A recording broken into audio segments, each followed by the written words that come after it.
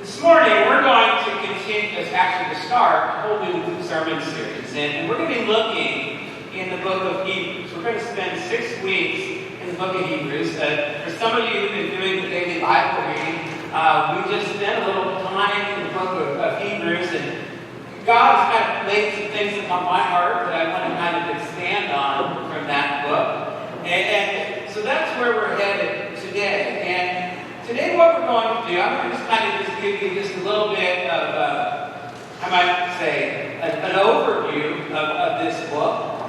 And we're just kind of just having in mind some very basic ideas, but I think some ideas that are so important for us as Christians. And well, I want to just kind of take a moment to just kind of give you, like I said, just a basic sketch of this book.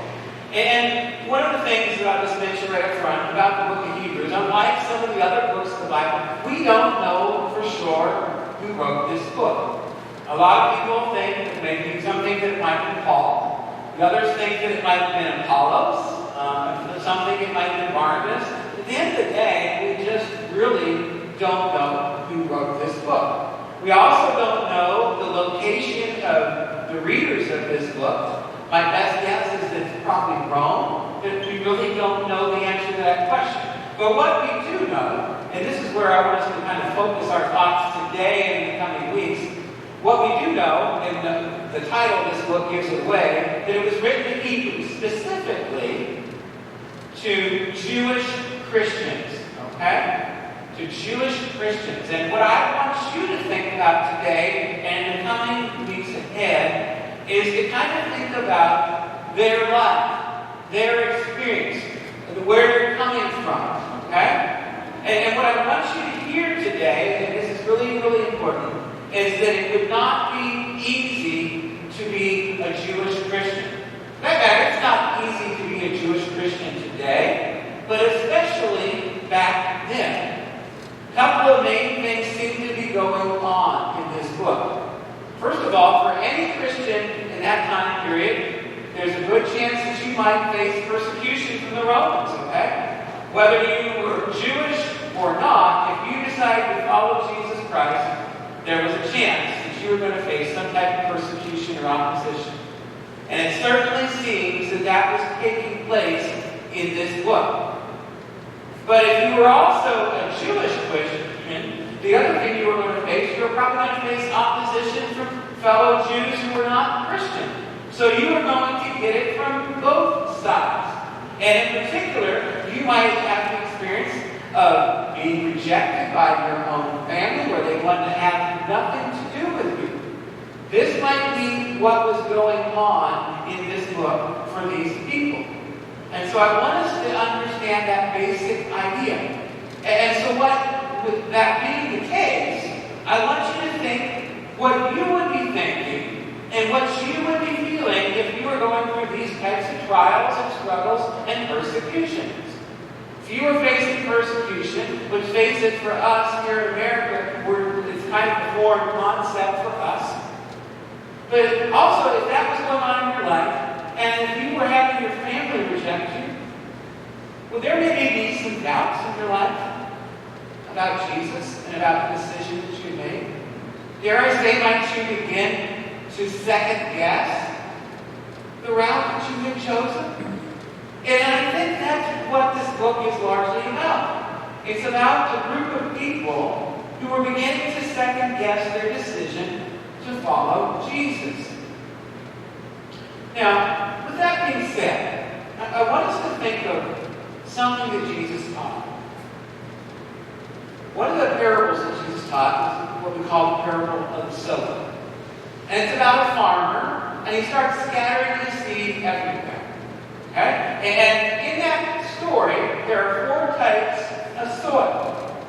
And we read, first of all, Jesus talked about that this farmer starts to scatter his seed, and some of it falls along the path.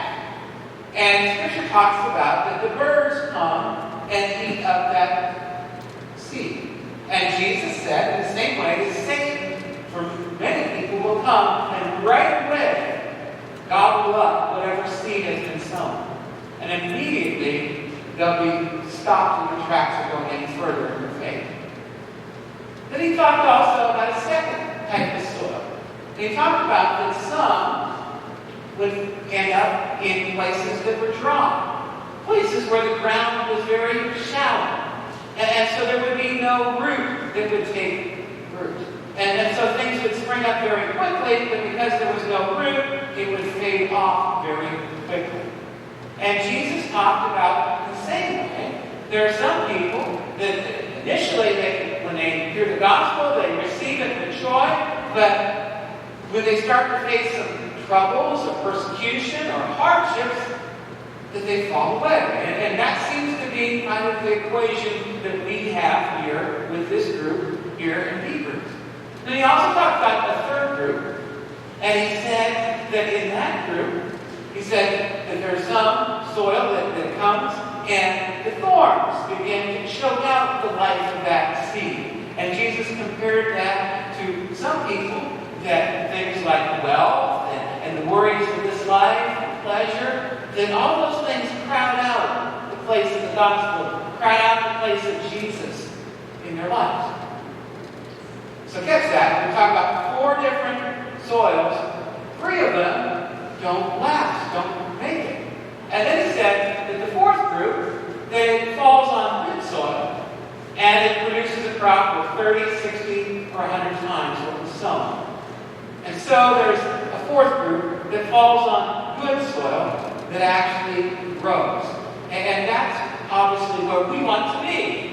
We want to be in that 4th group. But what I want you to sense there, though, is 3 out of the 4 don't last. That's 75%. Only 25% make it. Now, with that being said, I want to remind you of something Jesus talked about.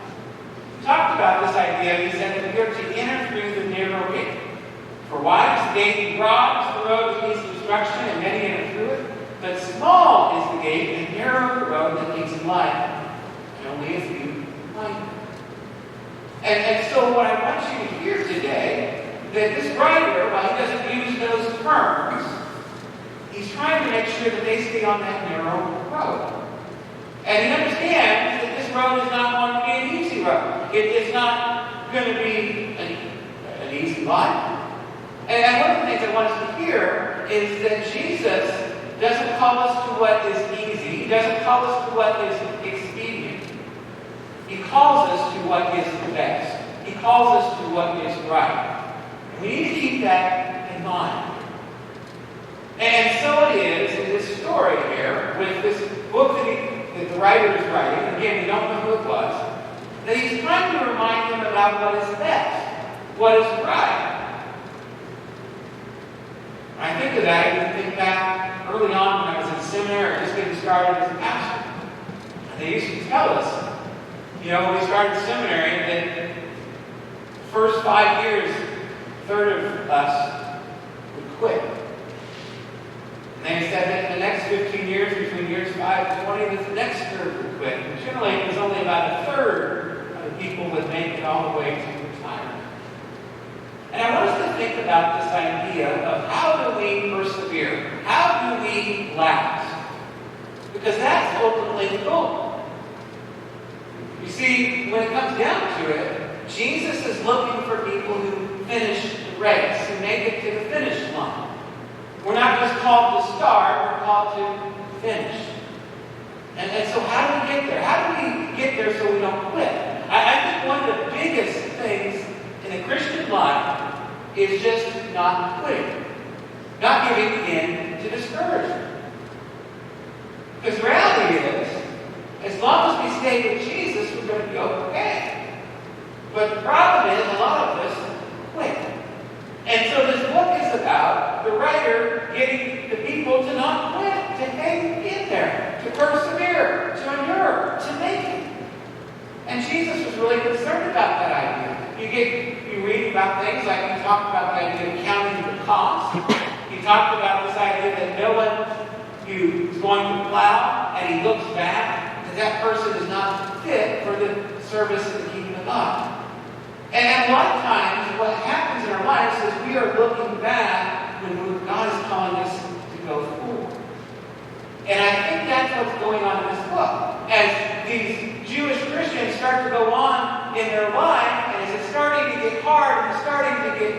difficult, now they're starting to look back and second guess and think, you know what? Maybe we should just go back to the life that we used to live. So with that said, what's going on in this book, the writer here is trying to tell them something really important, and it's something that I want you to hear. And it's so basic, it is so simple, but it means everything. And I say this is a word I think that we want to hear. He wants to tell them, you know what? You're right. You have started the right path. You have made the right choice in following Jesus. And he wants them to know that Jesus is superior. Jesus is best. Whatever superlative we want to use, he wants them to understand that Jesus is better, he's bigger, he is stronger, he is greater. Some translations use the idea that he is more excellent. Okay? Now, with all that said, I want to read 3 verses for you today. Okay? Just to kind of give you a sampling of this book. And then we'll go into this in a little bit more detail. So the first verse I want to read is from chapter 1 and verse 4. And it says this: so he, referring to Jesus, became as much, there's that word, superior to the angels as the name he has inherited is superior to theirs. The next one here is in chapter 3. Chapter 3 and verse 3. It says this: Jesus has been found worthy of greater honor than Moses, just as the builder of a house has greater honor than the house itself. And then the third verse I want to read is this. From chapter 8, verse 6, we read this: but in fact, the ministry Jesus has received is, as there's the word again, superior to theirs, as the covenant of which he is mediator is superior to the old one, since the new covenant is established on better promises. So what we get here is in this book, the writer is trying to give them this main idea throughout the whole book that Jesus is superior to anything they've experienced, to anything they know. Okay? Anything they've experienced in their past, anything they're dealing with in the present, or anything that they're going to face in the future. Let's face it, don't you act when told that you're right?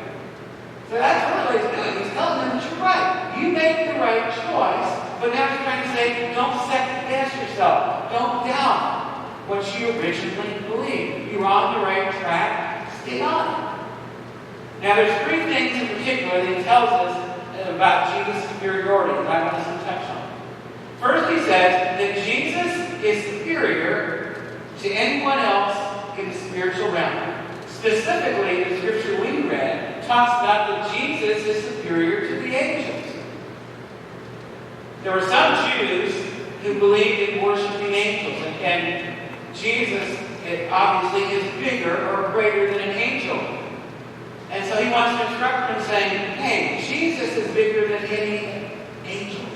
But bigger than that, I want you to understand that Jesus is bigger than anyone else in the heavens. You get this idea in different places in the scriptures in the New Testament where I'll talk about in heaven and on earth. And the idea is that Jesus reigns in both. Now I want us to touch on that idea about the spiritual realm for a second. You ever notice something in the Gospels? You know, we know that Jesus performed a lot of miracles and he healed different people, but sometimes we read about how he drove out evil spirits or demons from people. You ever thought about the significance of that? Of why Jesus did that? Now, of course, he wanted these people to be healed spiritually. Obviously, that is a big part of this. But also, there's something else going on here. Jesus is making, and was making, a statement that he was God. That he was greater than any other spiritual force, either in heaven or in hell. That he was greater even than Satan, that he was greater than any demon. And they understood that he was greater than them. Jesus also talked about this idea about his church. He told Peter, I tell you that you are Peter, and on this rock I will build my church, and what the gates of hell not overcome it. We're to understand that Jesus is greater than any spiritual force. Now, I say that because especially when we look at the world in which we're living in today, I think we all agree that there's a lot of evil. But one of the things I think that gets lost in the picture is, have you ever thought about what is at the root cause of all this evil that we see? What we see outwardly is just the tip of the iceberg. But what are its real spiritual roots? There are spiritual forces. There are evil spiritual forces in the world. And let's face it, we look at some of this evil around us and it seems insurmountable. And we feel like helpless sometimes to fight against it. But we're to be reminded that Jesus is greater than anything demonic. He's greater than anything satanic. He's greater than any spiritual force. And we need to be reminded of that. Because when we start to get discouraged by the evil around us, we need to remember that Jesus is Lord. That He is superior. That He reigns in the heavens. But the second part of that is this. That Jesus also reigns on earth. That He's greater than any person. And notice in that chapter 3, in verse 3, it talks about this idea that Jesus has been found a greater honor than Moses. Now, why would the writer talk specifically about Moses? Actually, in the very first couple of verses, he talks about the prophets. And so there's this idea, first of all, that Jesus is greater than any prophet, but then it goes to this idea that Jesus is greater than Moses. The ultimate idea is that Jesus is greater than any person. If you were a Hebrew, if you were a Jewish person, you would look at all the prophets as being great leaders. And then you would look at Moses as being even greater than any of them. And so if you were thinking about your Mount Rushmore of who maybe was the greatest human, Moses likely, if you were a Jewish Christian, would be at the top of your list. And so the writer here is making the point that Jesus is greater than any of the prophets, and also, specifically, that He's greater than Moses. He wants us to know that Jesus is unlike anyone else. That there's no one that can compare to Him. That He's better or greater, He far exceeds anyone else. And one of the things that you also get in the Gospels at different times, you would read about this idea that they would hear Jesus teaching, and then they would say these words, that He taught not like their teachers of law. In other words, this idea that no one had this authority in other words, they had never come across any human like Jesus. He was far superior. And we need to hear that as well. But we also need to hear it in the other sense. Let's face it, a lot of times in the evil in the world, we see evil people doing things. And we see evil people getting away with things. And sometimes you might experience this even in your workplace or something. And it seems like, how can I come against different people who have great power or great strength? And we need to be reminded again of this fact that Jesus is greater than any person. And that was something that these Hebrew Christians needed to hear. As they're facing persecution, they're dealing with evil systems that have spiritual forces at work, and they're dealing with evil people. They needed to understand the fact that Jesus was greater than anything in heaven or on earth. Anyone that they were confronting. We need to be reminded of that as well. And then there's one last thought here. That last verse we read talks about this idea about the ministry. It says that in fact that the ministry Jesus has received is as superior to theirs as the covenant of which He is mediator is superior to the old one, since the old covenant was established on better promises. What's going on here? What is the writer getting at? Well, this ties actually into the idea about Moses. There was another reason why he specifically talked about Moses.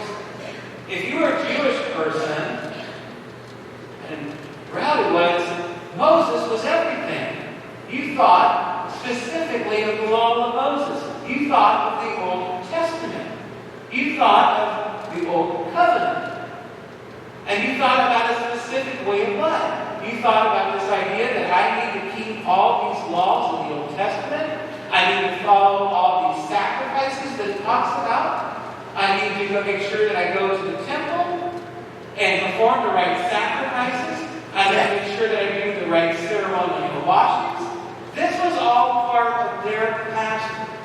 This was what they were familiar with. This is what they were comfortable with. And as they start having their second guessing, their thought is, maybe I should start doing all of that again. And you know what? I wasn't facing all the opposition that I'm facing now when I was doing those things. So maybe I should just go back to what I'm familiar with, what I'm comfortable with. In some respects, my life seemed easier back then. But the writer here is trying to remind them that Jesus is better than all that they had experienced or known before. That there was a reason that they left the life that they knew to turn to Jesus. Because at the end of the day, that didn't work. Following all the rules, keeping all the laws, performing all the sacrifices, at the end of the day, that didn't save them. It didn't give them the true relationship with God that they had found now in Jesus. And the writers are trying to remind them of this idea of the new covenant. That Jesus had provided them a better way. That through his death on the cross and through his resurrection, they had a life and an intimacy with God that they had never experienced before. And so he's trying to remind them, don't give up. Don't give it all away. You chose right. Hang in there. And I want us to hear that today.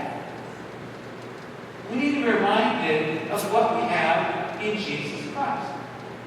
The Bible talks about that salvation is found in no other name than in the name of Jesus. Jesus talked about I am the way, the truth, and the life, and that no one comes to the Father except through me. One of the things that we deal with a lot today is we hear this idea that there are all these different pathways that will get you to heaven. I go this way, or I go this way, or I go this way, and it doesn't matter what religion I pick. And why I want you to hear that there is no other religion, there is no other ministry that compares to Jesus. There's only one way. And that doesn't mean that all the religions out there are bad. But what I am saying is this, they're incomplete. They're incomplete. And while there might be some good things in them, there is no one or nothing that compares to Jesus. And there never will be. And this is what the writer's trying to get across to them. And this is what I want you to hear today, is that Jesus is superior. You know, the reality is that each and every one of us at different times, we have doubts that creep up in our lives. We have times of second guessing. And even as a pastor, there are times when there are doubts and second guessing. You know, there are days as pastors when you wonder, why am I doing this? But then, you know what? Jesus always brings me back to my calling. In the same way for us, there are going to be days when it's not easy being a Christian. There are going to be days when it's going to be really difficult and hard. And when we have those days, there are going to be those doubts, and there's going to be that second guessing. And it's at that point we need to be reminded that Jesus is superior. We need to hear that often. It's one of the reasons why we got to be here each week, to be reminded of that fact, that Jesus is Lord. And so I want us to hear that. And I also want us to hear that not just personally, and I hope that you hear that today. Because I don't know what's going on in your life right now, but there's a good chance that the group this big, there's several of you that are dealing with something very big, very difficult. And you need to be reminded of simple words that Jesus is superior, that he's better, that he's bigger, that he's stronger, that he's greater than whatever it is that you're facing right now. But also for us, even as a congregation right now, when we're trying to discern God's will, and if we go where God's going to lead us, no matter what that route will be, I can tell you it won't be easy. And I imagine no matter what route he chooses for us, there will always be a little bit of doubt, and there will always be a little bit of second guessing. And it's that point, we need to be reminded that Jesus is Lord, that He reigns, and we're going to be talking about some different things in the coming weeks, but I want to make sure that we just have this most simple idea, first and foremost in our hearts and our minds, that Jesus is superior. Because everything falls under that. And if we keep coming back to that main idea that Jesus is better and He's greater, everything else will fall into place. Pray that you hear that today.